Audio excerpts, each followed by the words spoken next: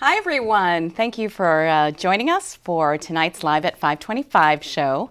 I'm Barry Silver, and I'm with Channel 17, CCTV, and Common Good Vermont. And from time to time, we talk to nonprofit organizations. And today, I'm really happy to be joined by the Community Sailing Center of Burlington and Jen Guimarães. And she's the Associate Director of the Community Sailing Center. Thank you so much for being here today. Thank you for having us, Barry. It's an exciting time down the waterfront. It's August, and it couldn't be a better time to come and chat with the community about what we're doing down there. Yeah, great. Well, that's why we have you here. So I know a little bit about the Community Sailing Center because I have a kid who's been there for a number of summers as a camper, and actually he's been there for the past couple of summers as a junior instructor. But I bet there are lots of folks in our audience who probably don't know so much about the Sailing Center. So I don't know if you want to talk about the Sailing Center first, or maybe give a little background about yourself and how you got involved. And Sure. Well, as you said, there are opportunities for a lot of people to get down to the Sailing Center, including your son, who we've been happy to have for many years. But we are a nonprofit focused on getting anyone and everyone out to the lake, regardless of income, ability, or age. And we really also focus on stewardship and education and recreation. So we're more than just a sailing center. We're really an entire waterfront education facility that provides the link to the lake, whether it's a school group coming down or a local nonprofit or just the general public to take out a boat. Some of our primary programs, I think, are the ones our public is most familiar with, and those are our summer camps for youth and adults, our sail training classes, and our boat rental program where we rent canoes, kayaks, stand-up paddleboards, small boats, and keel boats. so a small boat would be a motorboat, or? No, a two-person sailboat. So it's two people can sit in the sailboat and sail it together. And then we also have smaller sailboats that one person can steer themselves. And we have no motorized craft except what we use for our instructional staff and safety. Okay, so you make a distinction between the small boat and a keel boat. Yes. Rather than calling them dinghies, or, because Dinghies. We would say dinghies, yes. That's a technical term, but I was also thinking about our public maybe not familiar with the term dinghy. Right. See, so I'm not a sailor myself, although years ago I did sail I thought you sailed on Saturday or 2 Saturdays ago with Jacob? with Jacob. Yeah, so I'm not a skipper, or I'm more of a first mate or crew or whatever. I did sail as a kid on Lake Winnipesaukee. I went to a summer camp. Fun. That was actually on an island on Lake Winnipesaukee, and I did some sailing there. But it's sort of a skill that you don't forget, but you have to maintain. And I think, just being comfortable in a sailboat and with the elements. And I know that's something that you provide. You provide opportunities for people like me to kind of get back into it and feel more comfortable. So I have, throughout the years, sort of taken advantage of that. But now I get a little lazy because I've got, a very skilled sailor. So I just get on the boat and he tells me what to do. Not a bad situation to be in. Yeah. But you kind of hit on some of those big points, is that sailing is a skill that anyone can do, but you have to maintain it or work at it. Alternatively, we do have a number of programs that use sailing to work on all those leadership training and communication skills. Because of the way the sport is based, it's complex in some regards, but then it also provides the perfect platform for alternative learning.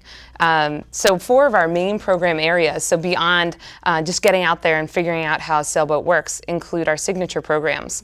And those programs use our bigger sailboats, so the keel boats, to take students from the Burlington School District and several other districts beyond Chittenden County out on the lake for a full year program that incorporates STEM education, so science, technology, engineering, and math, into sailing, being outside, and then weaves through their year-round curriculum and the next generation science standards that teachers are required to fulfill.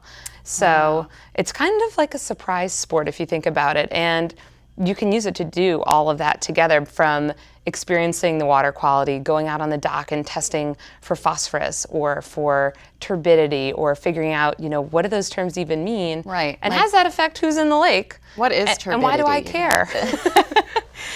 Yeah, and turbidity is water clarity, which can affect how much light penetration gets through the water column, or be an indicator for how much algae is in there, which, for folks near the water, algae is always a big topic that people want to know a lot about. So we just have a fantastic place that we can do all this with students or the local nonprofits through our leadership program. So great new partners like Spectrum Youth and Family Services, the Boys and Girls Club, King Street Center. The list could go on, but we use the Bigger Sailboats again for those organizations and our participants to work on leadership training, communication skill building, teamwork, and problem solving. All things that on a big boat, whether you're steering it or maneuvering lines, it takes a group to do it. You have to think about the elements, like you mentioned. Right. You're out in the middle of the lake. You're not on a soccer field. You can't just go back, to the sidelines. You have to figure out how to get from point A to point B, and then you have to communicate to one another so that you understand each other. Right. Which I don't think is intuitive for people to know about sailing when they first think about a sailing center. Right. No, we definitely. I mean, you touched upon so much more than sailing and knowing the parts of the boat and the lines and there's a whole language actually involved with sailing. But the skills, and that's what I've been so excited about as a parent, that my son, who's been involved, I think, we're trying to figure out whether it's since 2007. So, that's a good number of years that he's been coming down to the sailing center summer after summer and really building his skills, and not just his sailing skills, but also his communication and his leadership skills. And we really feel, he's a rising junior now, so this is a critical year for him at school. Hopefully, he's got that really strong, solid foundation that he can draw upon as he looks ahead towards college and towards his career. And so that's really exciting. And I would encourage, other people to get their kids involved. And there are so many different ways, like you said, there are camps, there are other opportunities for people to get involved with the Sailing Center. Do you want to talk about some of those things? And Sure. Yeah, even going back to what you were saying about your son having this skill set that he's acquiring as he's growing up, and it's, maybe not necessarily being able to jump in a sailboat wherever he goes, but knowing how to navigate tough waters or get from point A to point B and figure out a plan to get there, which is everything you have to do when you're on a sailboat, that he can then figure out whether you're showing up for a job interview one day or preparing for college classes. You have to pack gear, do your homework, study, all things you have to do to get in a sailboat. So it's nice to build that skill set using an alternative method than, sitting down straightforward and reading a book or a classroom, which all have their benefits, certainly.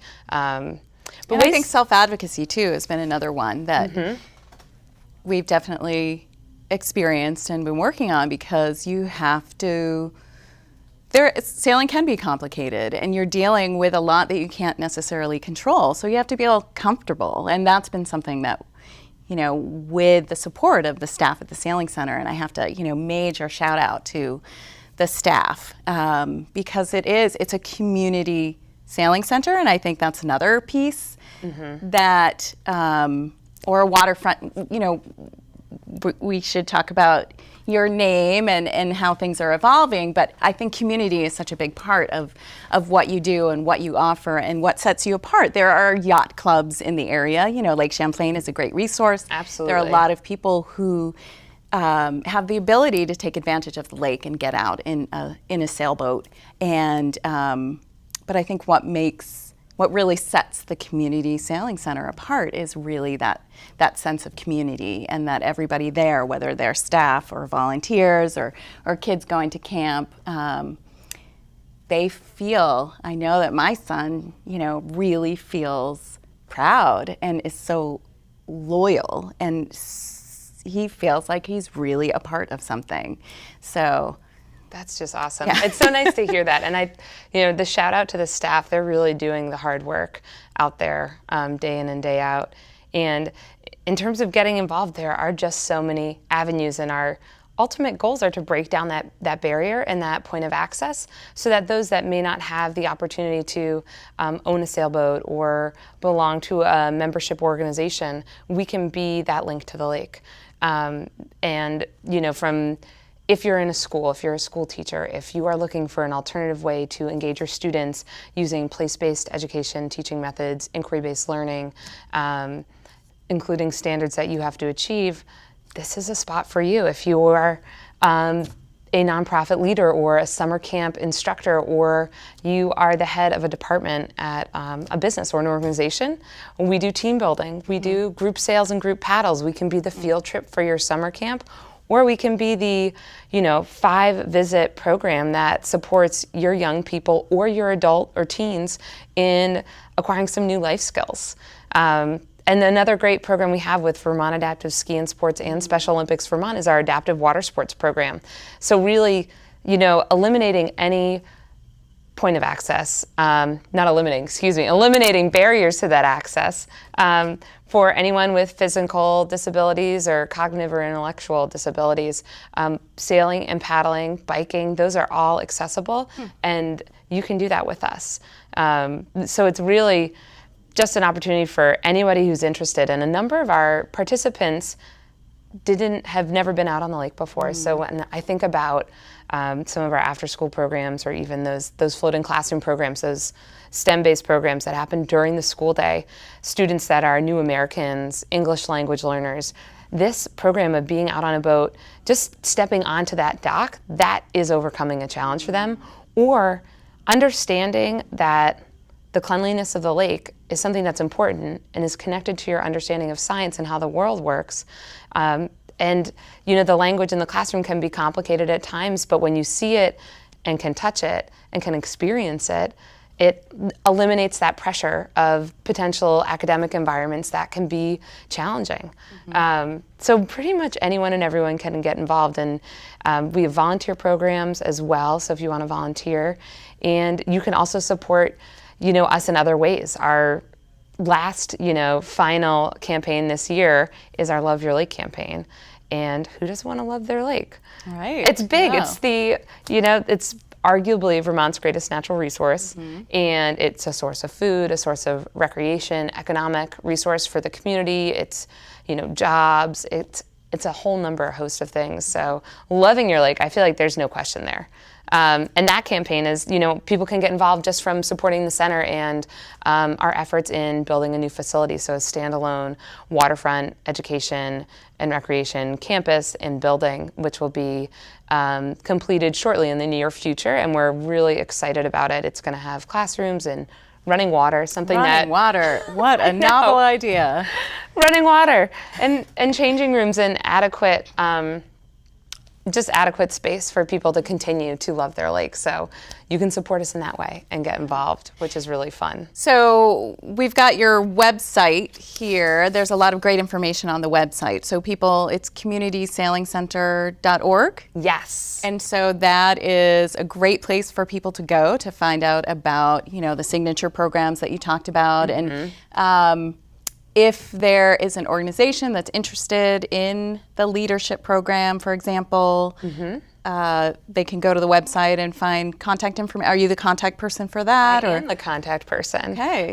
Say your name again, Jen, because I may Jen Gamaris. Gamaris. Okay. And so as, the associate director, I oversee all the programs at the organization with the support of some of our other year-round staff, our program director, Mary, our waterfront manager, Cheyenne, our operations director, Colin. But if you have questions about any of the programs, you can certainly reach out to me. We have a contact page under the About tab on our website. And then all of our programs are kind of divided up. So if looking at our website here, if you go to that sailing tab at the top, it has a nice drop-down menu. So whether you're a younger person, an adult interested in racing, work for a corporation, or you have a young person that might be a candidate for a junior instructor program like your son, you can click on any of those drop-down menus to find what you're looking for. If you are more interested in how to take out a kayak, canoe, do yoga, or paddleboard, we have a variety of options from rental programs to clinics. And then those signature programs like I talked about, WAVES is our environmental stewardship overarching kind of umbrella that incorporates all 4 of those programs and everything we do in our entire organization. So it talks about, I'll just scroll back up there, water, access, vitality, education, and stewardship. Okay. And it incorporates the activities we do for our summer camps, our marine debris challenges, so picking up trash near the lake, identifying what it is, using the Rosalia Project's data sheet, categorizing it, and then understanding, what does this mean for us if this were to end up in the lake? It could be in your food. It could not decompose forever. It could end up anywhere. To clean regattas and water quality monitoring. So we do a number of citizen science projects. Lay monitoring is through the state, where young sailors coming to summer camp are actually contributing to a live data set that is compiled. And we're, I think, in our 7th or 8th year. So we have graphs that can chart what our water quality has been right outside the sailing center throughout the whole summer. And it's young people in sailing camp that are collecting that information. That's cool. Very cool. It's pretty neat. And then certainly if you're interested in learning more about the new facility, we have a whole page dedicated to talking about the building and what it's going to look like. And then I talk about the Love Your Lake campaign, and that's a different website altogether. And it's one of my favorite new things about this year. All of our camp shirts this year say Love Your Lake. Our hats, I should have brought them. I didn't think about that, but as it goes with summer. But it's fun. It's a hashtag. It's a theme that we've put over all of our events, is to just love your lake. And however you can do that, whether it's playing with us, getting out on the lake with us, joining a program, or supporting us in our efforts to raise the final amount of money for our new building. Mm-hmm. You're loving your lake. You're doing your part. I think, there we go. That's the page I wanted to show you, is the loveyourlakevt.org is the website, and it's coming up here in a minute, but we'll get to it when it comes up there. Great. So you talked about August being your season, or high season, but obviously stuff continues throughout the year. I mean, so the sailing center itself is open, from Memorial Day until Columbus It's actually Day, open the end of April. Okay. And we start programs. Our public opening for boat rentals and classes and clinics is Memorial Day. But our programs physically start end of April with our high school sailing team. And then we segue. May and early June is all of our floating classroom programs. So schools coming down, our leadership programs with Burlington Kids After School program and the Boys and Girls Club and other nonprofits happen. And then when Memorial Day hits is when we open to the public. We have rentals open on the weekends until early June. And then June, July, and August through Labor Day, 7 days a week, 12 hours a day, which is awesome. I wish someday we kept a tally of the number of hours you're open, but that would be silly. Either which way, it's a ton of hours, and so much happens in those hours. We serve 6,000 people annually at this point. Wow. And with the new facility, we're hoping to exceed that by a few thousand. And 2,000 of those participants are in our signature program. So the school groups that receive scholarships, the nonprofits, the women's only programs we run through Women in Wind, is a third of the number of people that we serve. And we work hard to, receive support from foundations, grants, and individuals to support those scholarships. And then we wrap up end of October. But if I had $1 for every time someone asked me what I did in the wintertime, I think I would be able to donate lots to Love Your Lake campaign. But and where are you physically housed? Because in the garage. You are in the garage? We are in the garage, Barry. All winter long? Yes. We do a little work remotely. You're a trooper, I have to say. I mean, more props to the staff, because dealing with it for, a couple of weeks, a couple of months, that's one thing. But you have day in and day 22 out. years. We've been in a garage, or the former Moran building. But it's fantastic, and we're so excited to have this new facility for those appropriate offices year-round. But we have people working year-round, almost 6 people year-round, a couple part-time folks. That amount of programming through the end of October, and the number of boats and work to support requires that. So it's a pretty robust season, and we're actually, as you mentioned, being a busy time. July is where we see so much participation in our youth camps, and in the spring and fall, hundreds of people coming through schools and after-school programs. But we also have a ton of events. Right. Let's talk about the events because you have one coming up this weekend. The day after tomorrow. Okay. So what is that? That is Saturday, August 6th. So tell me about it. This is the 8th annual Stand Up for the Lake. Yes. So that's not a sailing event. It's a stand-up paddleboard event. And, It is. All right. So let's talk more And about the title in and of itself, Stand Up for the Lake. Like we're going to stand up and paddleboard for Lake Champlain. It is a WPA, which is the sanctioning organization. Think about World Cup for skiing or soccer. WPA sanctions stand-up paddleboarding. So we are a sanctioned race if you compete nationally or regionally. We have a 6-mile elite stand-up paddleboard race and a 3-mile recreational race. And then we do a fun race for kids. It's going to be at Oakledge Park this year, which is new. So we're going to actually have our first ever beach start, which is really fun. And then we paddle out along the shores of Oakledge north towards the waterfront, and you do a couple laps around a course. And the organization that presents it is Wind and Waves, and we are the recipients of that and support them with all the on-water boats and some staff. But they are the organization that started it with us, and they run the event, and we support them, and it's grown. We're very excited for the location this year to see what that brings. And folks can check out the website, standupforthelake.org, for more information, how to register if you want to race. It's not too late to register. It's not too late to register. We have a limited number of boards if you don't have your own board. So that, depending, but it's pretty accessible. And even if you think you couldn't paddle 3 miles in a rec race, you totally can. It might be an hour of paddling, but the beauty of a paddleboard is you might just stop for a second and take a break, which is It's a great fun. core workout too, right? It is. And it's great because you're so close to the water. So that's a lot of fun. And we're looking forward to that. But you can certainly still register and check it out on their website. Okay, great. And then what else is coming up after that? Something in the end of August, I think I remember seeing. We have 2 events after Stand Up for the Lake. We have August 11th is our Women in Wind event, which is filling up fast. So that information is on our website, or you can certainly contact me.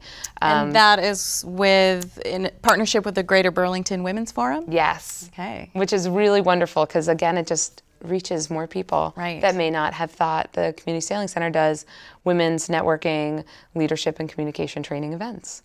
And that is what this one includes: stand-up paddleboarding, sailing, and yoga. And then we just ask that you RSVP so that we can manage our numbers. And do they RSVP through the Women's Forum or through? The Greater Burlington Women's Forum has a link and an RSVP form. And if you can't find that through them, certainly get in touch with me. I'm happy to direct you. But our big celebration, our end of summer celebration, our Sailebration event is Saturday, August 27th. We're in our 4th year, I believe, and we celebrate our friends, campers, supporters, our volunteers, and our staff. So it's an open house of sorts where if you participated in a program or you're around or you were a volunteer, a board member, a former staff, come down and get on the lake with us. We do a community barbecue, and then we do a recognition ceremony. So really honoring some of our campers, honoring all of our hardworking staff, and then volunteers that have dedicated their time to help us function. We wouldn't be where we are today if it wasn't for the support of the community and our volunteers and staff. But it's a wonderful day, hopefully weather permitting, but we'll just order up that nice light breeze and sunshine. So we're really looking forward to that as well. So far it's been knock wood, I think it's been a pretty decent summer in terms Absolutely. of weather for sailing, I would completely agree. It seems like I remember some good blue sky days. And, so what else do we just have a few minutes, I think, left. Is there anything else that we want to talk about before we wrap up our conversation? I think there isn't too much else other than visit the website or give us a call or stop on by. We're located kind of just behind the skate park, so you have to weave your way there at the end of Waterfront Park. And just come visit us and learn about what we do, or get in touch with us and volunteer, check out a program. It really is anybody and everyone that we welcome, and we want to provide that access and have everyone have a chance to love their lake. So check out our Love Your Lake page too. And I think that's up now. I don't know if you want to show that before we go. Definitely, if we could take a look at that. Great, who does the photography? We've had a number of different photographers support the organization, from private folks to local staff even have snapped some of the great shots. And the support of some of our creative team from Karn Creative. They've done a lot of our design work. And then we've had design staff that have been here, from Sarah Smith, who's done a number of great stuff for us. Jennifer Langiel did some design work for us, the Karns, as I mentioned, and a number of other people who I'm sure I'm forgetting, but thank you. I know you're out there. But this is a great way to explore the campaign, the new facility, and how you can get involved in addition to our website. Terrific. I mean, it really shows the diversity of the people that you serve in our community. A lot of kids, obviously, because you're building the next generation of lake lovers. And future stewards. Future stewards of the lake. Yeah, that's the other thing to really remember. So again, thank you so much for being here today. I learned so much, and even though my son has been there for 7 or 8 summers, I definitely, there's so much to learn about all that you do. So I would recommend that people go to the website and get involved. And if someone doesn't have sailing skills and they want to take out a boat, you have to acquire the sailing skills before we'll let you take out a boat. If you have prior skills, you just have to take an easy renter's test, or maybe do a refresher, or jump in on one of our drop-in sailing classes that are once a week and short, but that refresher, that could be just what you need. But if you don't have any skills, you can take out canoes, kayaks, and stand-up paddleboards, or we'll get you set up with the program that's right for you, so you can get out there and see if you want to explore sailing more, or just paddle, which is fine with us, or just come by and say hi and take in all the fun that's happening down there on the lake. Yeah, there's some great shade trees right there by the dock. Good spectating. Definitely. I've done a lot of that over the years too. So, well, again, thank you everyone for joining us today. And I hope you all #LoveYourLake. And we'll see you on the next Live at 525. Bye-bye.